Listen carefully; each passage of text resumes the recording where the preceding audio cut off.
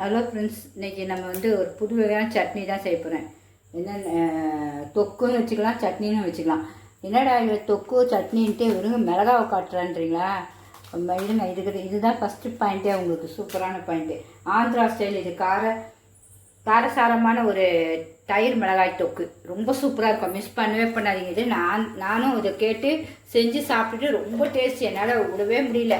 இட்லி, தோசை, சாதத்துக்குள்ள நெய்யோ அப்புறம் நல்லெண்ணெய் ஊற்றி பிசைஞ்சு சாப்பிட்டா அவ்வளோ ஒரு டக்கராக இருந்துச்சு. சரி, இதை கண்டிப்பாக உங்களுக்கு நான் சொல்லிடணுன்னு தான் காரசாரமான இந்த தயிர் மிளகாய் தொக்கு சொல்லணும்னு தான் உங்களுக்கு சொல்கிறேன். வேற ஒன்று அதுக்கு வந்து என்னென்னா, எல்லா மிளகாலையும் ஒவ்வொரு டேஸ்ட் இருக்கும் உங்களுக்கு.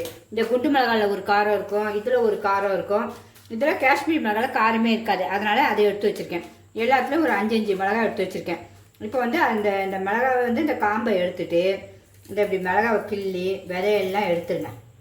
விதை போடக்கூடாதுன்னா விதை உடம்புக்கு கெடுதி.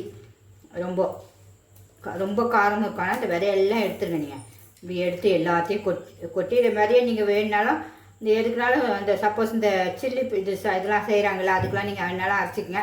வேண்டாம்னா விட்டுருங்க. ஏன்னா நானும் இதை எனக்கு யூஸ் பண்ண மாட்டேன். இதை வெறும் மிளகாவை நான் எப்போவுமே இந்த மிளகாவெல்லாம் இப்படி தான் தூக்கி போட்டுருவேன் நான். சரி, உங்களுக்கு காட்டிடலாம். இதையும் இப்படி எல்லாத்தையும் மொத்தமாக நம்ம க்ளீன் பண்ணி வச்சிடலாம். இந்த மிளகாவில் மட்டும் இது நம்ம மிளகாவில் ரொம்ப விதை இருக்காது, இந்த காஷ்மீர் மிளகாவில். அதனால் இதை அப்படியே நீங்கள் போட்டுக்கங்க. அதை பற்றி ஒன்றும் பிரச்சனை. அது 2 கட் பண்ணிக்கோங்க. அப்புறம் நம்ம வந்து விதையை எடுத்துகிட்டு நல்லா பொடிசாக அப்படி கட் பண்ணிடுங்க. ஒரு சிசரில் வச்சு கட் பண்ணிடுங்க. நீங்கள் சமையல் பண்ணுற சிசரே வச்சுக்கோங்க, வேறு எதுவும் எடுக்காதீங்க. ஏன்னா சமையல் பண்ணுறது தான் நமக்கு உடம்புக்கு ஹெல்த்தி. ரொம்ப வேறு எந்த சிசரும் எடுக்கக்கூடாது. இப்படி நல்லா பொடிசாக கட் பண்ணிடுங்க. இது எல்லாத்தையும் இப்படி ஒன்று ஒன்றா கட் பண்ணிவிடுவோம். எல்லாமே கட் பண்ணியாச்சு உங்களுக்கு. இந்த பாருங்கள், மொத்தம் கட் பண்ணியாச்சு. இதை நான் எப்படி கற்றுக்கிட்டேன்னா, நான் ஃபஸ்ட்டு ஒரு ஹோட்டலில் சாப்பிடும்போது கேட்டேன், இது எப்படிங்க செய்யணும்னு கேட்டேன். அம்மா இதெல்லாம் எங்களுக்கு தெரியாதுமா, உள்ளே இருக்கவங்க தான் செய்வாங்கன்ட்டாங்க. சரி, அப்புறம் என்னடா பண்ணுறது, ரொம்ப டேஸ்ட்டாக இருக்குது, எப்படியாவது கற்றுக்கணுமென்ட்டு பார்த்தேன். நம்ம அந்த ஆந்திராக்காரங்கள்லாம் கொஞ்சம் நிறையா பேர் கொஞ்சம் பழக்கமான ஆளுங்கள்லாம் இருப்பாங்கள்ல, அவங்ககிட்ட ஒவ்வொருத்தரையாக பார்க்கும்போது கேட்பேன். ஒவ்வொருத்தரும் எனக்கு தெரியாதுனாங்க, ஒவ்வொருத்தர் அது அம்மா செய்வாங்க, அந்த பாட்டி செய்வாங்கன்னுவாங்க. அப்புறம் ஒருத்தர் சொன்னாங்க, இந்த காரசாரமான தயிர் மிளகாய் தொக்கு வந்து எனக்கு செய்ய தெரியும், நான் சொல்கிறேங்கன்னு. அப்புறம் சொல்லும்போது டக்குன்னு எல்லாம் எழுதி வச்சுக்கிறேன். இது வந்து வீட்டில் செஞ்சு பார்க்கும்போது இதேமாதிரி அருமையாக வந்துச்சு. அதான் சரி உங்களுக்கு செய்கிறேன், வேறு ஒன்றும் இல்லை. இது அப்படி தான் வந்த கதை இது எங்களுக்கு. இப்போ அடுத்தது ஒரு பவுல் எடுத்து வச்சுருக்கேன் உங்களுக்கு. அதில் நல்லா தயிர், நல்லா புது தயிராக இருக்கணும், கெட்டி தயிராக இருக்கணும். அதை பாருங்கள், இப்படி இருக்கணும் தயிர். ஒரு நல்லா இந்த மிளகாய்க்கு நமக்கு ஒரு 50 கிராம் மாதிரி உங்களுக்கு தயிர் எவ்வளோ வேணுமோ அவ்வளோ, 50 100 கூட போட்டுப்பாங்க. தயிர் சூப்பராக இருக்கும் உங்களுக்கு. அதில் தான் நம்ம செய்ய போகிறோம் இந்த டிஷ்ஷு. புளிப்பும் ரொம்ப இருக்காது, நார்மலாக வச்சுக்கோங்க. தயிர் இவ்வளோ கெட்டியாக இருக்கணும் மெயின், அதுதான். நம்ம இந்த மிளகாவெல்லாம் இதில் போட்டுடணும்.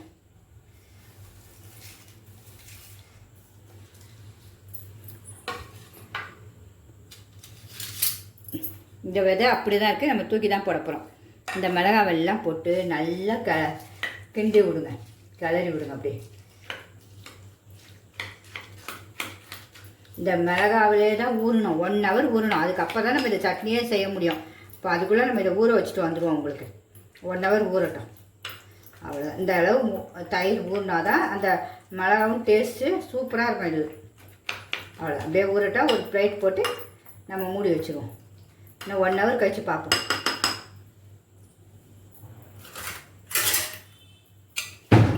அவ்வளோதான், பிளேட் போட்டு மூடிடுவோம். 1 ஹவர் கழித்து நம்ம செய்ய ஆரம்பிச்சிடுவோம். இதுங்க 1 ஹவர் நல்லா ஊறிச்சு. தயிரோட காஞ்ச மிளகா காரசாரமான தயிர்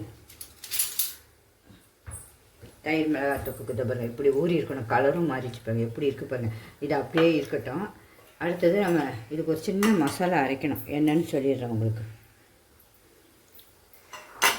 இந்த பாருங்க, தனியா 1 ஸ்பூன் எடுத்துருக்கேன். இந்த 1 ஸ்பூனுக்கு தனியா, 1/2 ஸ்பூன் சீரகம்,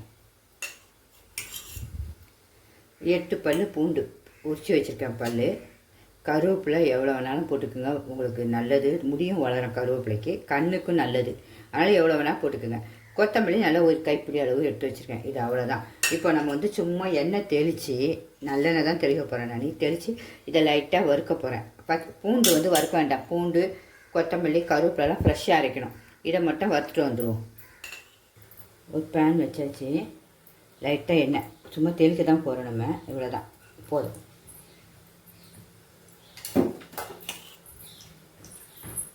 இப்போ நம்ம இந்த சீரகத்தையும் தனியாவையும் லைட்டாக வேறு ஒன்றும் இல்லை, இந்த பச்சையாகவும் அரைக்கலாம். பச்சையாக அரைச்சா ஒரு மாதிரி இருக்கும் வாடை, அதனால் நம்ம லைட்டாக வறுத்துருவோம்.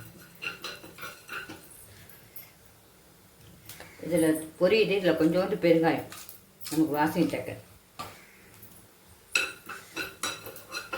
போதும். ஸ்டவ் ஆஃப் பண்ணிடுவேன். ஆஃப் பண்ணி வச்சு இது கொஞ்சம் ஒரு நிமிஷம் ஆறட்டும். இப்போ வந்து நம்ம வறுத்ததெல்லாம் இதில் போட்டுருவோம்.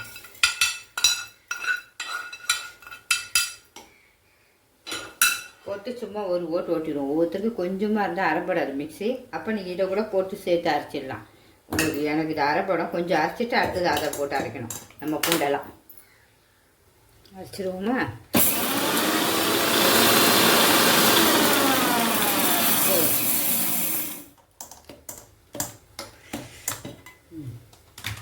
இப்போ வந்து இந்த பூண்டு, கொத்தமல்லி, கருவேப்பிலை எல்லாத்தையும் போட்டுருவோம்.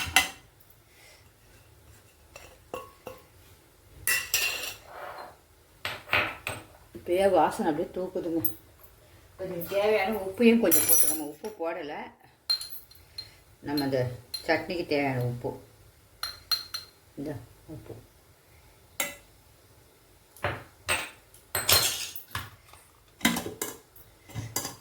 தண்ணி ஊற்றவே கூடாது.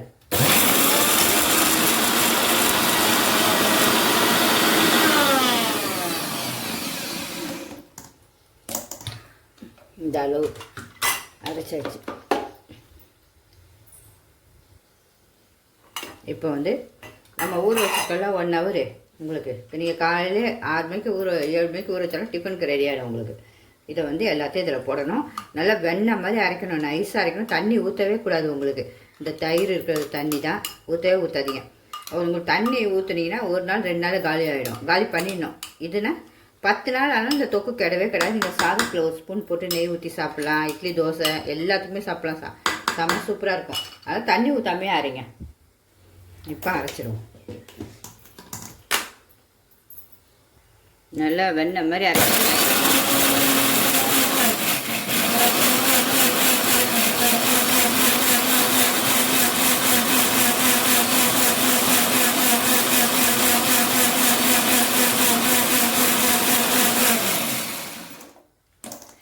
அந்த பார்த்திங்கன்னா எவ்வளோ சூப்பராக ஆகிப்பட்டு.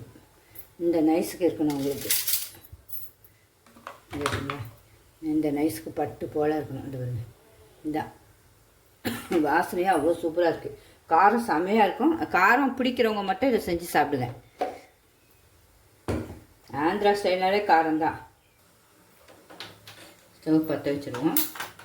ஒரு சின்ன கடாய் வச்சுருவோம். நல்லெண்ணெய் 1 ஸ்பூன் போல் ஊற்றிடுவோம்.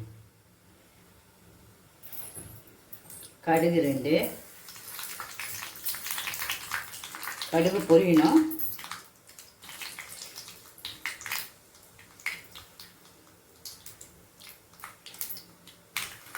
கடுகு பொரிய ஆரம்பிச்சிச்சு.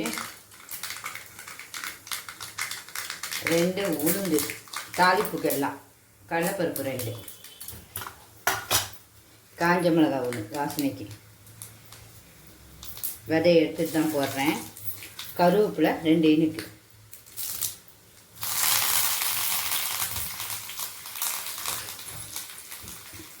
அப்புறம் நம்ம இதை அரைச்சி வச்சுருக்கல இந்த விழுதை எல்லாம் போட்டுருவோம். இவ்வளோ நைஸாக இருக்கணும், சூப்பராக இருக்கணும். ஸ்லோவில் தான் வச்சுருக்கேன் உங்களுக்கு ஸ்டவ். நல்லா கிண்டுங்க. கிண்டி நல்லா இந்த எண்ணெய் பிரிஞ்சு வரும். அப்போ நம்ம எடுத்துடணும். அதில் இந்த தனியால் இன்னும் நல்லா வெந்துடும். இதெல்லாம் வலிச்சு ஊற்றி, ஏன்னா இந்த மிக்ஸி திருக்கெல்லாம் வேஸ்ட் பண்ண வேண்டாம். இதில் தான் கொஞ்சோண்டு லைட்டாக தண்ணி அலசி ஊற்றிக்கலாம். இது இவ்வளோண்டு தான் தண்ணி, ஏன்னா அது வேஸ்ட் பண்ணாமல் ஊற்றுறதுக்கு திக்காக தான் இருக்கும் உங்களுக்கு.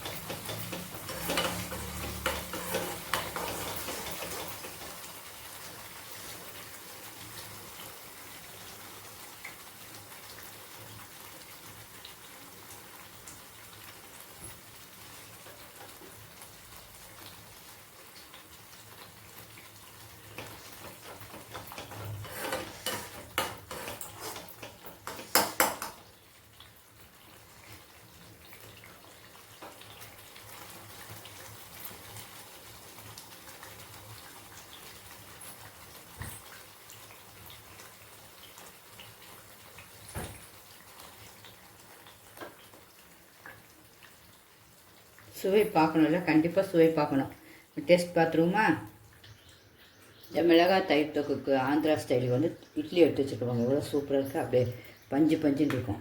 இந்த இப்போ இட்லி எடுக்காமல் பாருங்கள். இந்த இட்லியை பாருங்கள் எவ்வளோ சூப்பராக இருக்குது. இட்லிக்கு தோசைக்கெலாம் சும்மா சூப்பராக இருக்கும். சரி, அதான் இட்லி வச்சே சாப்பிட்ருவோம். சட்னியும் எடுத்து வச்சு சாப்பிட்றேன்.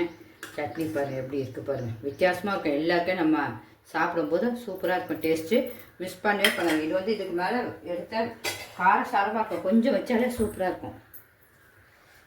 சூடாக இருக்கு இட்லி. இப்படி சுட சுட சாப்பிட்டா தான் செம்ம டேஸ்ட்டுங்க. அது எடுத்தாச்சு சாப்பிட போகிறேன்.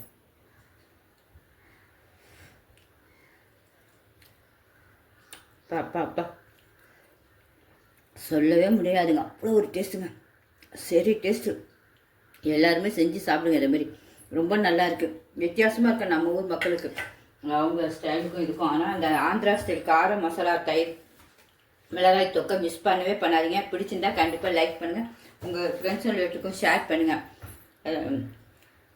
அதுமாரி ஒவ்வொருத்தரும் வீட்டில் எல்லோரும் இதை செஞ்சு ரசித்து ருசித்து சாப்பிடுங்க ஃப்ரெண்ட்ஸ்.